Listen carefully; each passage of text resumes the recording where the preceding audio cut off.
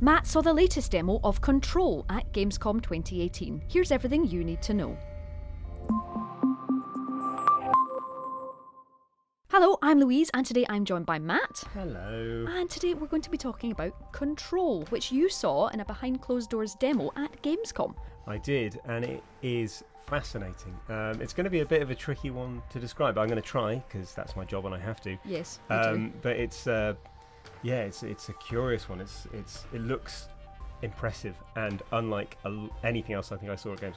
It's very Remedy though, right? It's got that Remedy weirdness to it. So let's talk a little bit, let's go back a little bit, zoom out and say what it's about. Who is this exciting, amazing person in a leather jacket and boots that I just want to be? Who is she? She is pretty cool. So she's Jessie Faden, and some of the story elements are a little bit sort of hidden at the moment, but the general idea is that Jessie goes into this Federal Bureau for Control, which is a sort of supernatural building.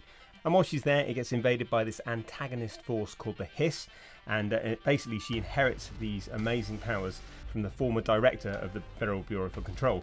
And that's kind of a long-winded and sort of quite story-driven way of saying that she gets some really amazing powers. She gets like telekinesis, right? She does, and that's one of the things that's really cool about it, because it starts off and you're walking through this very fancy but ultimately just normal office. Yep. And then you see people kind of floating in the air, and that feels Remedy because it feels a bit Quantum Break. Yep.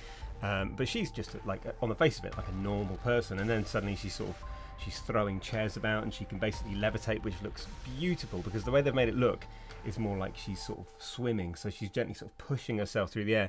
It's full of all these really interesting visual effects that serve to kind of almost disorientate you, and it's a very, very dreamlike game. One thing I read about it likened it to a book called House of Leaves.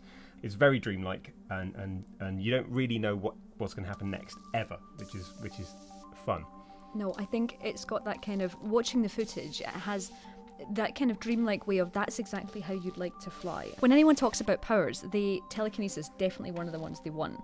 And I think that comboing that up with what looks like some amazing shooting, can we talk about that gun for a minute? Yeah, we can, yeah. And the shootings, the thing it reminded me of is old school Max Payne, so it's got that thing where you got quite like a reticule that will move around pretty quickly and you're kind of locking it in the middle and sort of running around people, which feels very Max Payne, and lots of sort of quick, stabby headshots.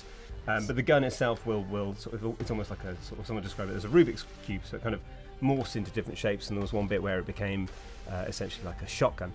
So it kind of, the reticule widened and the gun changed shape, or it's like an automatic pistol. So everything is kind of linked into that, and that itself is part of the Federal Bureau of Control, and it's kind of linked to Jessie and to sort of the powers she's inherited. But it's it's an action game. Like the way I've described it so far makes it seem quite sort of conceptual, but it is an action game. When the fighting starts, it looks great. She's blocking bullets with walls of concrete, and she's picking chairs up and throwing them at people, and it's really kinetic and solid and very, very sort of quick and exhilarating. Well, that sounds exactly like I'm going to play it now. What I also like is the fact that she already has her hair back. She has her hair back because she means absolute business. She's a bit like Lara Croft that way. Yeah. You know someone means business when they have their hair back and they're ready to go. She's a cool character. I really, really want to find out more about her and about the world. Like, that's what and when I say it's intriguing, I mean that. Like, it's so weird, just a snippet that we saw, you can't come away wanting anything but to learn more about what the heck's happening. And there's full of little interesting side quests. So one of the ones that we saw is a guy who is just in a room looking at a fridge, and he can't stop looking at the fridge because every time he looks away the fridge changes, and it's essentially freaking him out, and he's been there for like a day and he's begging you to take over looking at the fridge for him, but you don't, obviously, because you're busy. But you can come back later on and choose to resolve that side quest if you want. In terms of side quests, as a measure of how strange this game is, that's the sort of stuff you're looking at. So one of the words that was doing the rounds in the presentation we saw was ritual. So a lot of it is really ritualistic. So there was one bit where Jessie opened a pathway to another area by turning a light on and off a certain number of times.